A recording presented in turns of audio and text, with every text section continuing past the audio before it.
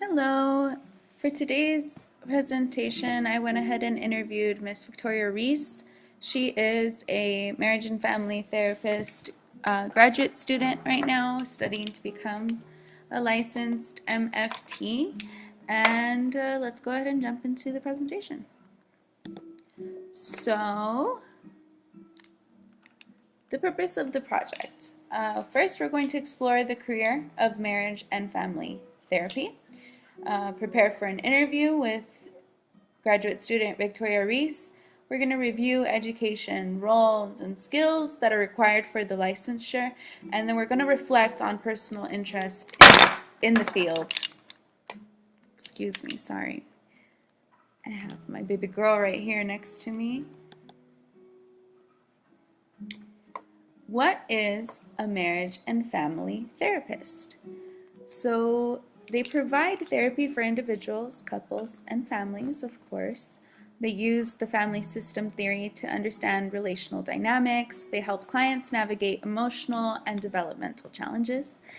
They integrate psychology, the human development, communication, and family resource management. Yes, ma'am.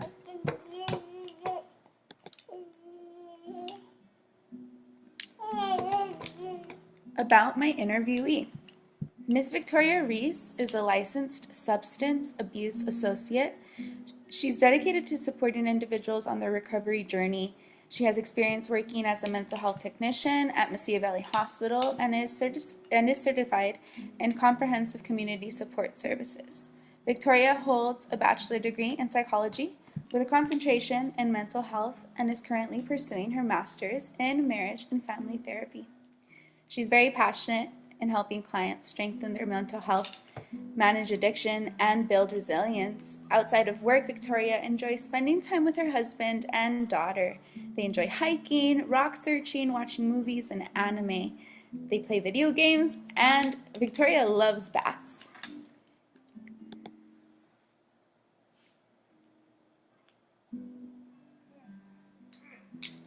Responsibilities of an MFT. So they're responsible to assess family functioning and relational patterns. They facilitate therapy session. They teach communication and conflict resolution. They coordinate care with schools, healthcare, or social services. And they support clients through trauma, transitions, and relationship issues.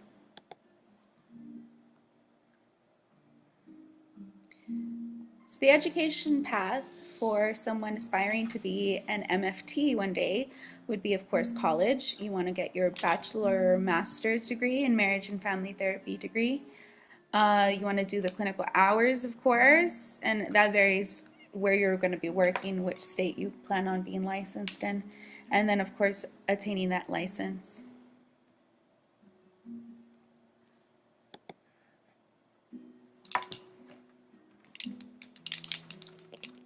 So key skills: empathy and active listening, cultural competence, ethical decision making, and systems thinking.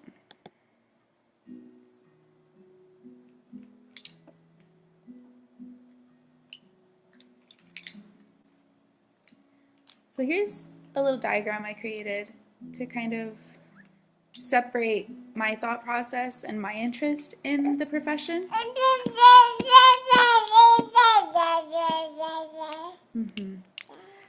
So I think it's an inspired path. You know, Victoria's journey makes this profession feel attainable and real. Seeing someone actively walking the path motivates me and reminds me that becoming a healer, whether through therapy or cultural traditions, is something I can realistically pursue. The family support aspects, you know, I have a genuine passion for helping families strengthen their relationships. So no matter what field I enter, therapy, education, community, work, or curanderismo, supporting families is at the core of my calling. The healing focus of it all, I feel deep drive to guide people towards healing, understanding, and emotional balance. This aligns with my long-term aspiration to become a curandera, someone who brings restoration and peace to her community through compassion, wisdom, and cultural grounded healing practices. The academic alignment. My background in human development and family science gives me a strong foundation for understanding family systems, communication patterns, and developmental needs. And it naturally connects to the healing work I hope to continue, both in modern mental health setting and through to traditional cultural practices as well.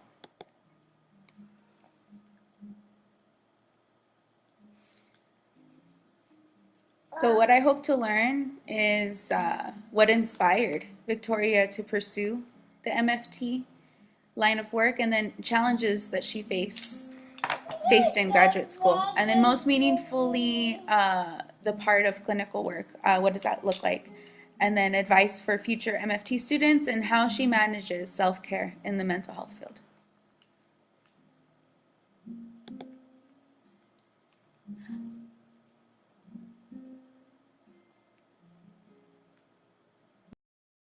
Okay, so for today, we're going to be interviewing Miss Victoria Rees. And to get started, if you could just tell us a little bit about yourself, who you are, any, goals, dreams, or aspirations that you have. Well, I am a licensed associate substance abuse therapist, and I work in a private practice. The private practice is owned by Director Cynthia Ordonez, and the private practice is called Evolvement Behavior Health. We are located in Las Cruces, New Mexico, and I generally work with the substance abuse population, but I am currently in my Master's of Science for Marriage and Family Therapy. I am currently in my second year. I'll be done in 2026 or 2027.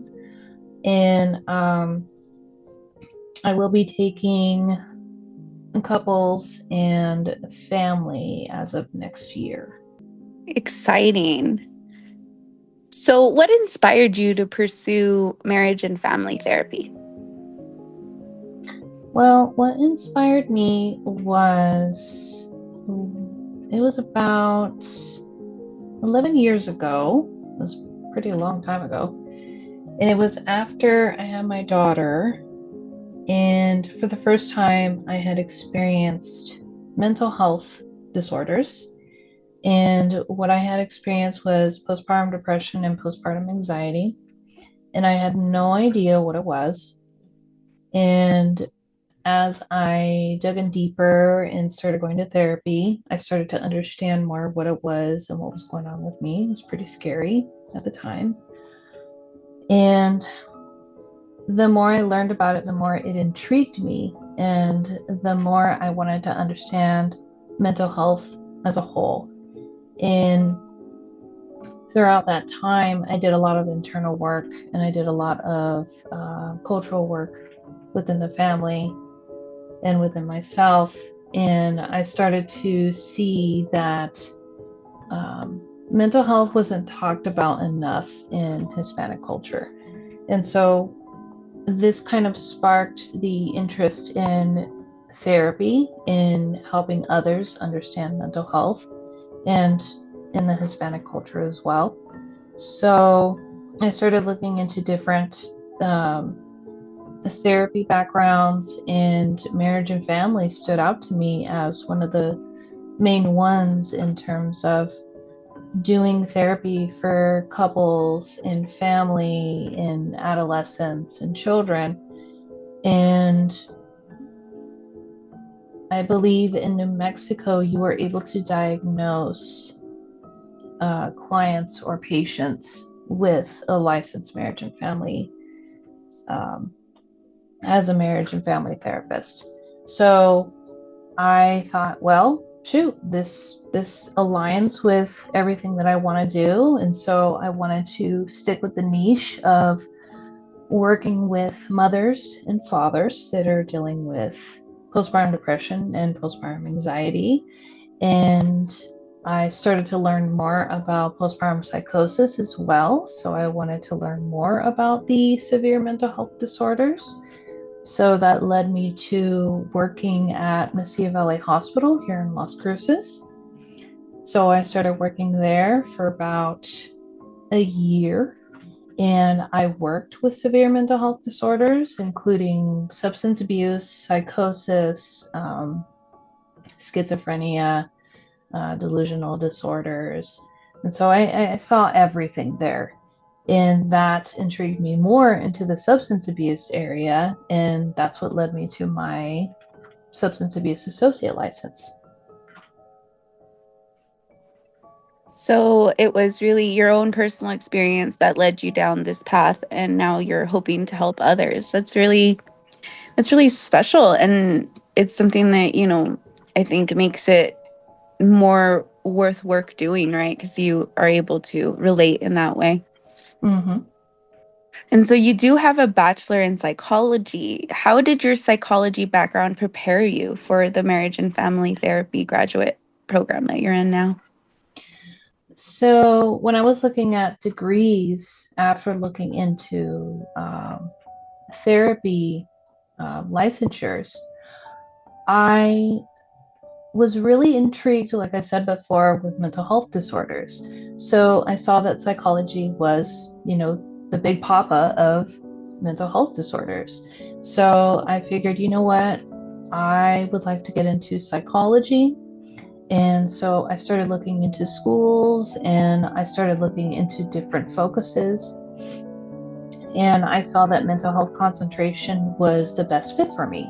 So I started my bachelor's in psychology with a mental health concentration, and the mental health concentration was very focused on mental health disorders. And during that time, I did add in classes that had to do with substance abuse as well. So I learned a lot about substance abuse and the DSM-5 and mental health disorders and the overall psychology tree. And after that, I wanted to look into what could qualify for the licensure of licensed marriage and family therapy. And so that led me to Capella, and they had a program specifically for the Masters of Science in Marriage and Family Therapy, which prepares you for the licensure of licensed marriage and family therapy.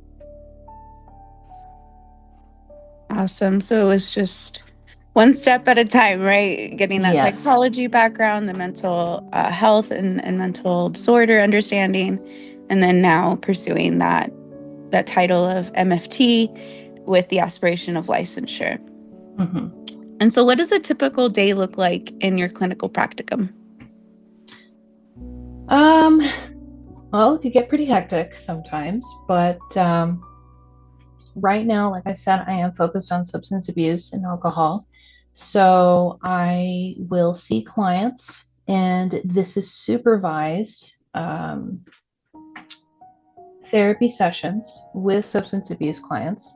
So, what that means is that I am working closely with the director and my supervisor at the practice, and I do supervision every week about my clients. And we talk about, the sessions, what happens in the sessions, if they have any pointers or advice they can give me. Um, Sometimes they will oversee the sessions if they need to, but I will see probably about 7 to 8 clients a day, which is Monday through Friday. So I work usually from 9 to 5. Sometimes I do work late till 6, but I try not to so I can take care of myself as well. And then, as far as the marriage and family therapy side of things, when it comes to your master, um, are there any required sessions that you're doing yet, or I know that you have shared that you do the residencies. So how is that, and what does that look like?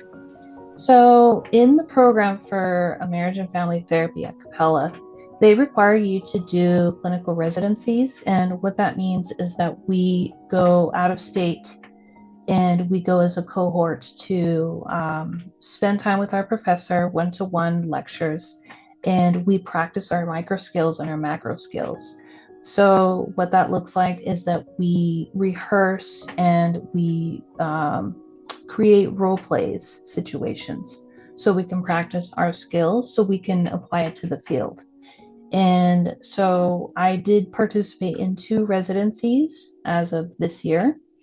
And the beginning of January, I will be seeing married couples or couples and families. So it could be like siblings or, parents and a child.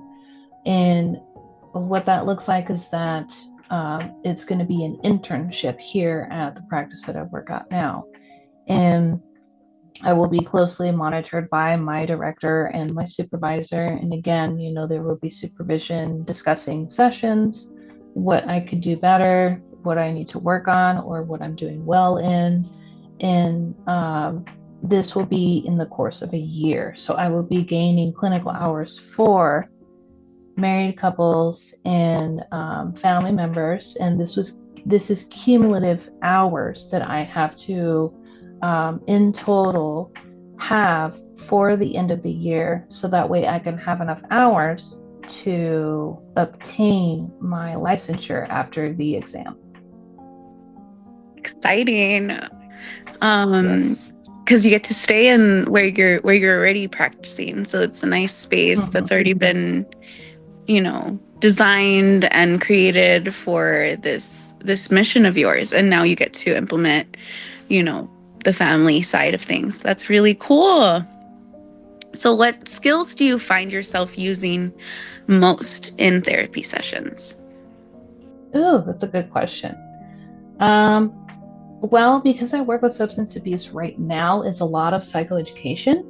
But when it comes to marriage and family, we do have to use our micro and macro skills, which includes things like reframing, confrontation, um, let's see, hedging, um, let's see, challenging. But the ones that I feel like I use the most is validating. I do a lot of validation. I do a lot of paraphrasing, minimal language enhancers. I do a lot of attending. So, attending is when you are, um, I guess, mirroring your client in the way that they're positioned and leaning forward and giving that active listening skills.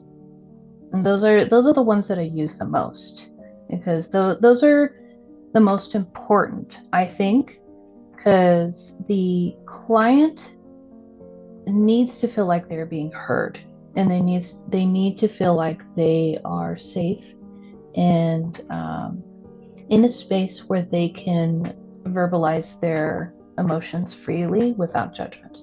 And those skills help a lot in that. Absolutely, especially because you're a stranger to a lot of them at the beginning. And then essentially throughout the course of the therapy sessions that you guys have, you guys create this sort of bond and relationship. And it's really a very unique role that therapists play in people's lives. And so, what is the most rewarding part of working with families? I feel like the most rewarding part is to see the progress. And I feel like that's honestly for all clients really is seeing the progress that they are making and being a part of that. That is something that is very valuable to my work is seeing the progress that they are making, and as a team, me working with the client and them working with me, and seeing what works for them and understanding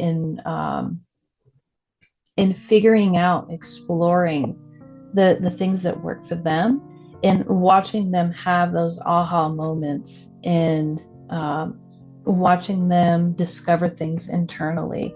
Those are some rewarding things that I see in working with any kind of client, families, couples, individual.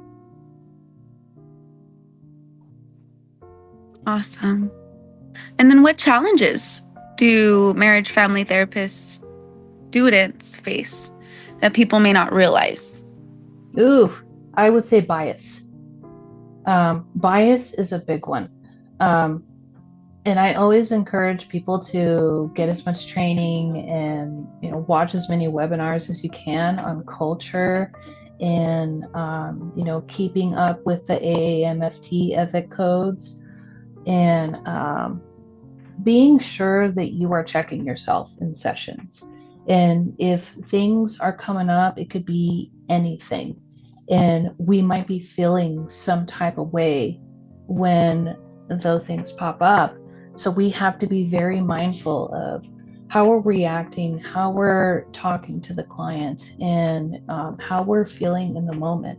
And so bias is a huge thing and it's a huge challenge to be working with. And I'm constantly um, trying to be mindful of these conversations and these things that might be coming up. And of course, communicating with my colleagues and having supervision helps.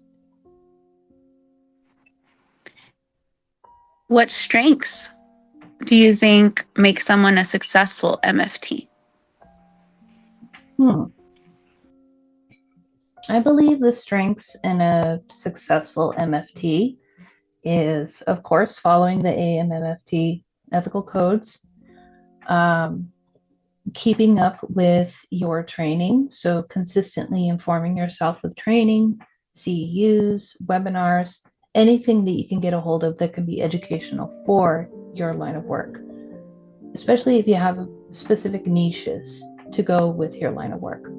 Um, and I think to have a safe space with no judgment, create a space that is non-judgmental, empathetic, understanding, and no matter what kind of culture or political background or sexual orientation, whatever comes into your office, being a MFT, you have to be mindful of those um,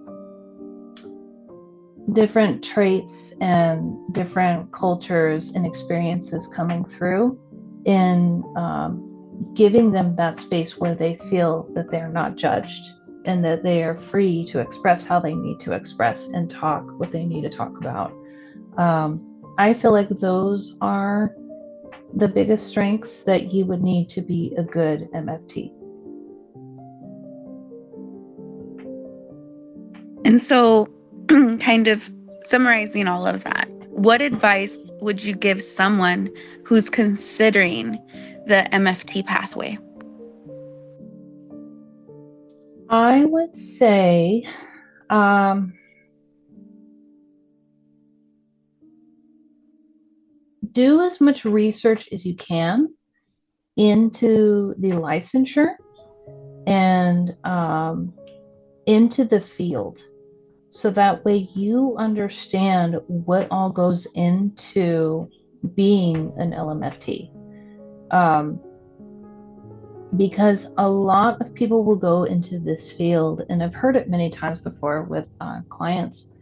They'll say that either a therapist talks too much about themselves, or um, they allow their emotions to get a hold of them, and it causes problems between the client and the therapist. Of course, bias comes up as well. So I suggest that anybody going into the field of therapy or even social work, do as much research as you can into the field and what all goes into it, because we are bringing these, vulnerable people into our office, and it would be unfair to them and doing them a disservice if we are just going into this field looking at the numbers.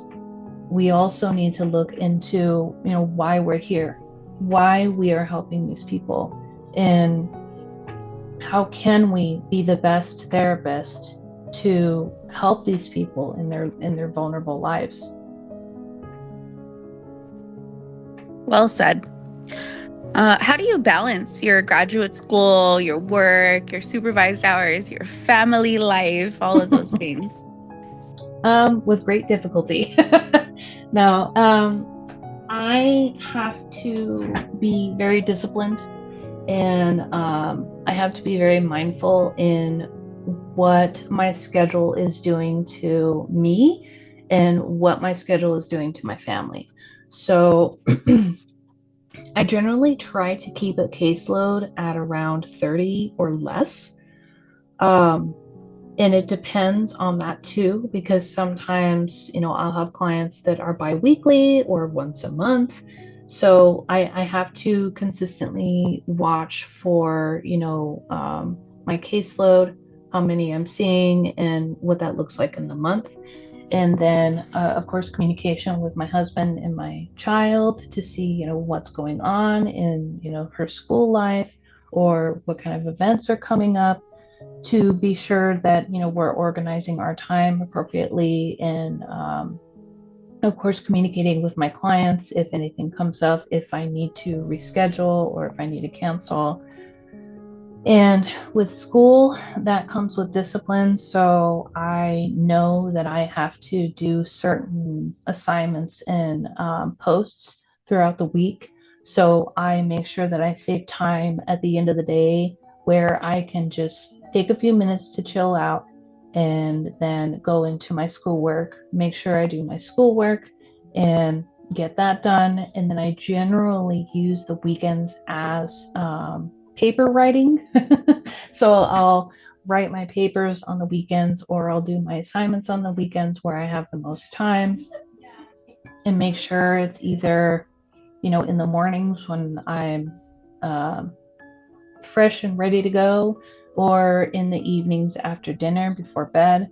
Um, but I always try to implement some sort of self care, even if it's in between sessions, or if it's, even if it's me trying to regulate my nervous system. So if I have to take multiple showers a day, so one in the morning and when I get home, to just wash everything off from the day, that also helps.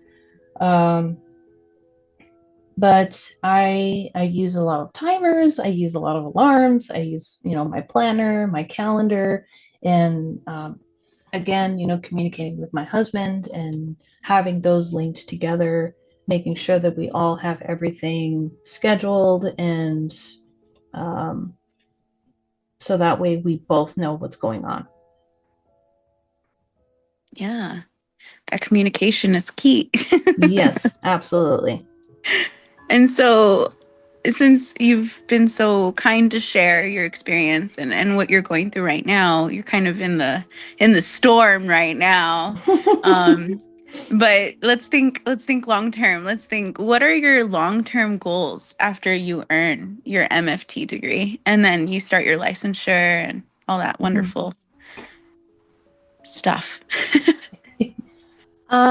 So my plans are, whenever I am done with my graduation, I'm going to schedule the test as soon as possible. So, of course, throughout this next year, I'm going to be studying for it. I'm going to take the test, which is going to be a provisional license, kind of like the LSAA that I have now. Um, so that's going to be the LAMFT, I believe. And that is a provisional to accumulate clinical hours. So that way I can get the full licensure. And after I get the full licensure, possibly in between then, me and my husband are planning to move. We don't know where. We're kind of thinking about Silver City, still not sure. But since I am working with this private practice closely with my director and supervisor, they did say that they are thinking of expanding their practice and going into different locations. So, based off of that, I will probably help manage another practice that will be close by if I am in another city. That is so great. I'm so happy for you. Mm-hmm. Well, that completes our interview. Victoria, thank you so much for taking this time out of Yeah. your busy day. So, after interviewing Victoria, it gave me a clearer picture of the dedication and emotional strength required to become an MFT. I truly admire her passion for helping families and the commitment she brings to her clinical work. While I realize this isn't the career path I personally want to pursue, her journey inspired me and helped me appreciate the many meaningful ways to support families in the helping profession.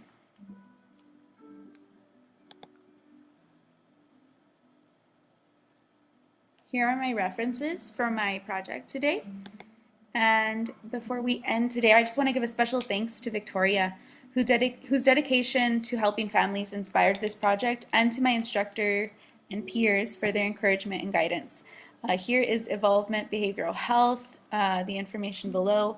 This is where Victoria does her work out of, and there are other mental health providers there as well. So if you're interested in looking into that, or if you want to share this information with someone that you know, please feel free to take that information there.